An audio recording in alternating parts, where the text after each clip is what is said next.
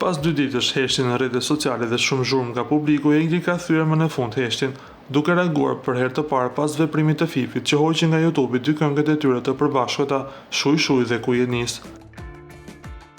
Në një status të gjatë dhe të matur, Egli sqaron se nuk ka asnjë përgjegjësi mbi këtë projekte, pasi siç thot vetë ka qenë thjesht e ftuar në këngë, ashtu si DJ Gimi dhe nuk është autore apo poseduese ligjore e tyre. Kënga është hequr për 2 ditë nga platforma YouTube në vendim të autores për shkaqe të sajat, ndaj dhe unë nuk kam bërë asnjë ndërhyrje apo reagim, pasi nuk janë materiale të mia, theksoi Egli. Me shumë kujdes dhe elegancë, këngëtarja i lë topin te Fifi, duke treguar se nuk ka qenë në dorën e saj as vendimi për fshirjen e as rikthimi i tyre.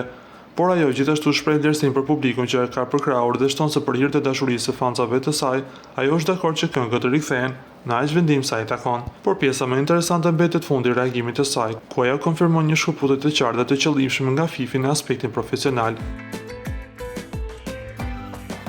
Kam vendosur me shumë respekt reciprok me Fifin, të shohim në një spektër më të gjerë, në mënyrë që asnjëra palë të mos ndikojë tek tjetra, për sa kohë të dyja i përkasin të njëjtës fushë, këndimit.